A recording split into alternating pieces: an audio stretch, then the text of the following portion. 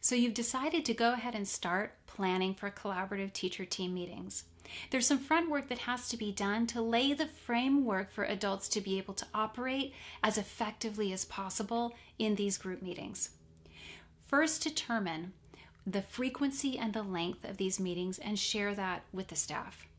Then share your expectations that everyone is going to be there and they're going to participate in a positive way, and that this is going to be a collaborative, safe space where every voice is equal and every voice can be heard.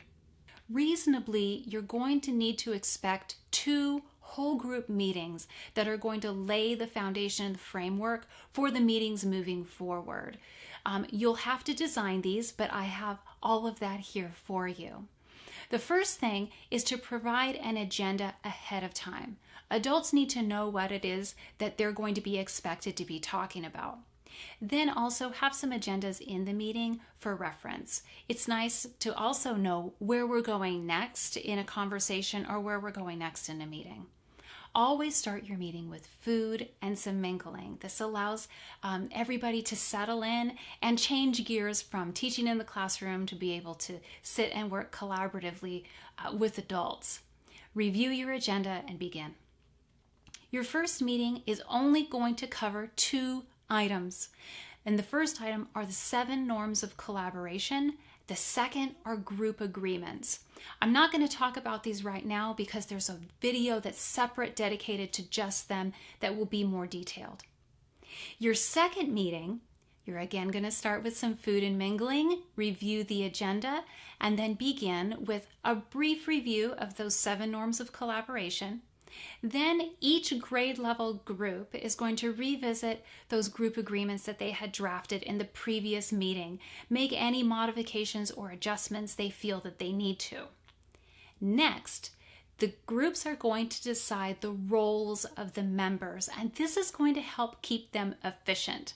Some examples of roles would be the note taker, someone who's going to take notes, keep the notes in a binder with that meeting's agenda, and then be responsible just for bringing that binder to the meetings and maintaining the notes.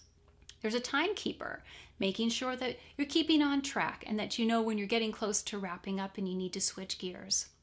Then there's the person that brings snack. If the administration is not going to provide it, then the teachers can provide it for themselves.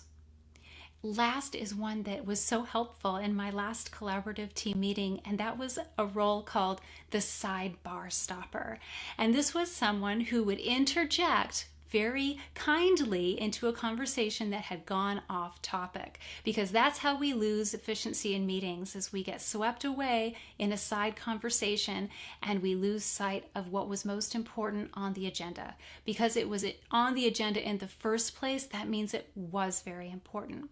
So this person just reminds the group to get that we're not on track, we need to revisit the agenda, and that if that other topic was really important, it can be put on the next agenda.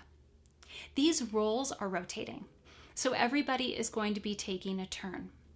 The next task for the group is to look at their schedule and decide the locations where this meeting is going to take place. If you have a school that has more than one primary classroom, try to host the meetings rotating around those classrooms. It's nice to expose yourself to new environments, other environments. It can generate new ideas. It can be inspiring. Then each member of the group is going to make a list of what they want to talk about, what they would like to cover in this group. This is their time to refine and deepen their knowledge in whatever way that is most meaningful to them. The group will come together and determine what's going to be on their very first agenda. They'll type it up either on the computer or on someone's telephone, save it, and send it to the office to print. Then their agenda's already done. Your design for these meetings is pretty easy. You start with snacks and mingling. You'll overview the agenda, take a look at those 7 norms, take a look at your group agreements, then dig into what's on that agenda. At the end, generate your next agenda and send it to the printer, and it's done. You can see there's no extra work here, that these meetings can essentially run themselves.